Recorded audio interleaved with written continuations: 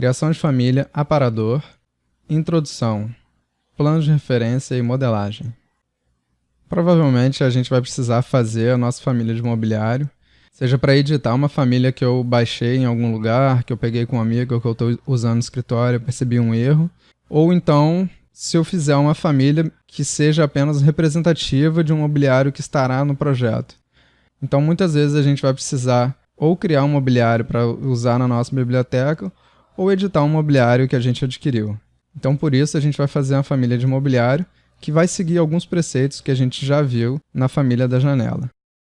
Assim como a gente fez com a janela, nós vamos aqui em família, novo, e agora a gente vai escolher o template de mobiliário. Aqui para baixo, mobiliário métrico. Vou selecionar e abrir. Vocês podem observar que, diferente da família de porta, a gente não vem com nenhuma pré-configuração. A única coisa que vem configurada para a gente é o centro da nossa modelagem e mais nada, ela não vem com aquelas pré-configurações que a nossa janela tinha, por exemplo. Assim como foi visto na criação de janelas, a gente precisa ter as referências para a gente incluir os nossos parâmetros. Então, por isso, a gente vai aqui em criar planos de referência para a gente criar os planos que vão ser as laterais. Vou colocar em qualquer lugar aqui, uma medida de olho, nada muito preciso. Eu vou deixar o centro dele para ser os fundos, a parte de trás, e aí quando eu inserir, eu consigo inserir ele pelo meio posterior, certo? Então aqui eu vou criar o plano da frente, ok? Se eu selecionar os planos que vieram aqui pra gente, eles já vêm com um nome aqui, ó, centro, frente, trás. Então eu vou editar esse nome aqui, eu vou deixar ele centro, trás. E esse daqui eu vou deixar ele centro, esquerda e direita. Se eu quiser, eu posso nomear os planos que eu construí também, para ficar mais fácil de eu entender o que eu estou fazendo, aonde o parâmetro tem que ficar vinculado e etc.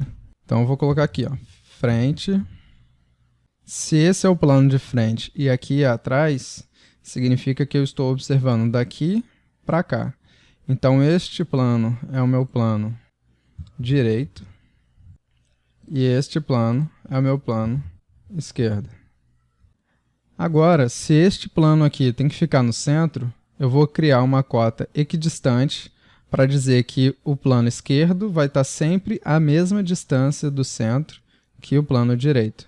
Então eu vou aqui em cota, e eu vou criar uma cota contínua deste plano até este, e do centro até o direito, e posicionar e marcar a opção equidistância.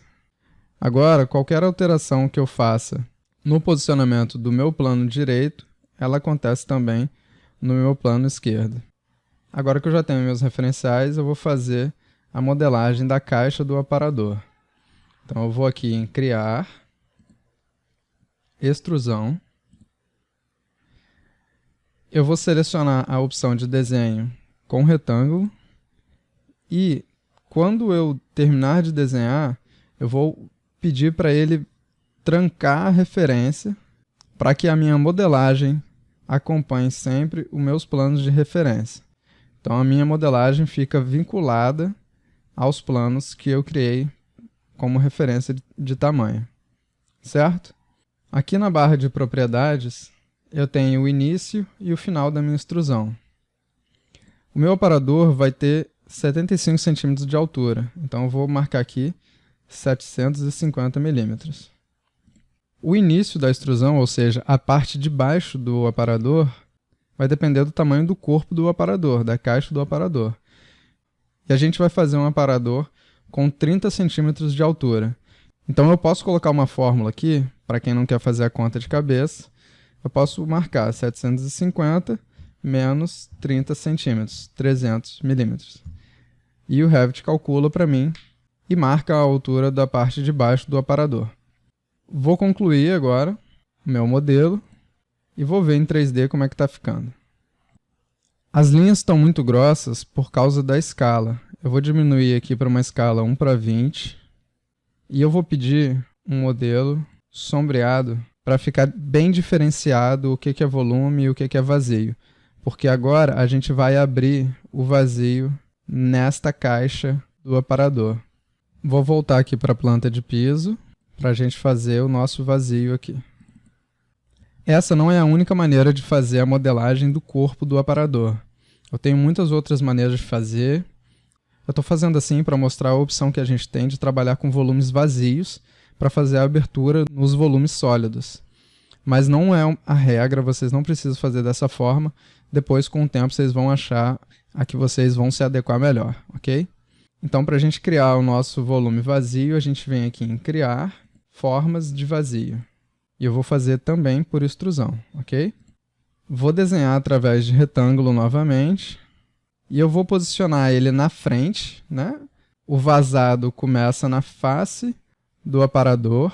Eu não toco a lateral, porque eu tenho a estrutura lateral. E eu não vou tocar no fundo.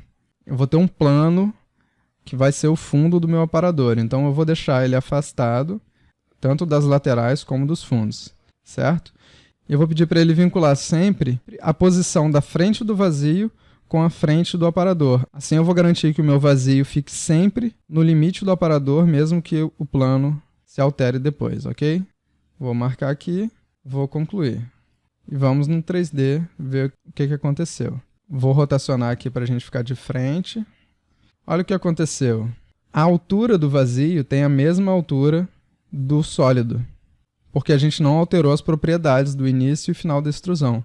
Então eu vou selecionar o meu vazio e eu vou subir o plano de baixo e eu vou descer o plano superior para o vazio ficar interno. Enquanto eu estou com o vazio selecionado, ele não corta o sólido.